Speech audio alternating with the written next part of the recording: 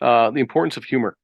How does humor work in Torah study? This is also very important. Finding a Rav. Last week I was talking to some people.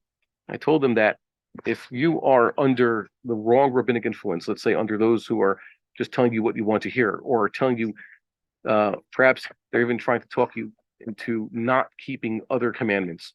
Now's the time. The soldiers have realized they want more merit, so they want talis and tefillin. That's very good. We are tying tzitzis for them. God should protect them. God bless them. Everybody should wear tzitzis. We should have everybody learn to be conscious of God at all times and want to keep the commandments. Very good. But also sometimes you run into certain rabbi types who are, for whatever reason, anti-redemption, anti-actual progress in the Jewish world. They're actually telling Jewish people, please, still, no wearing tchelis, for example. Tzitzis is fine, but if you ask them, tchelis, no, no, no. How are you telling people to say no to tchelis, for example? What do you have to lose? Either you're keep doing a mitzvah or your tzitzis are blue, as Rav Shechter has said. But it's a problem. They want people to fight that. And there's still a movement that's trying to keep Jewish people away from the temple, the place where you're supposed to pray, especially in times of crisis. Read it. It's in the Bible.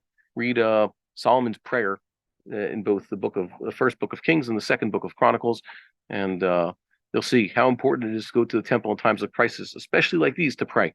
And how many, if you'd asked them, would tell you not to. So I told them, you need to find different rabbinical figures, need to find a different teacher. If your rabbinical teacher is telling you to not keep commandments, or is not introducing you to keeping commandments, then you have to go find someone else from whom to learn.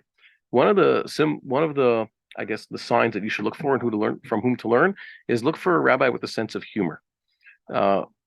Humor involves, let's say, high-level humor involves understanding alternate meanings and nuances, language skills necessary to understand Talmudic, halachic principles, techniques of interpretation, argumentation. That's how language works, and humor uses the same things.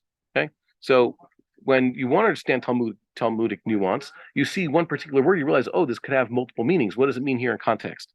So you stay away from rabbis who don't have a sense of humor, because it means they're also lacking some of the basic subconscious understanding and skills necessary to decode the Talmud.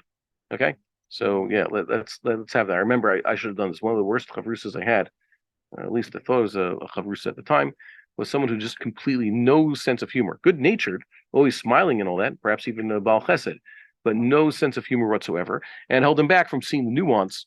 And he couldn't understand how, no, your deek was wrong because you're confusing, let's say, looking and seeing. They're not the same. As they shouldn't, or gaze. Doesn't mean they shouldn't see. It means they shouldn't be encouraged to try to look, or it shouldn't be easy for them to see and just stare at. But if something is visible, it doesn't really, that's not the problem. So yeah, look for someone with a sense of humor.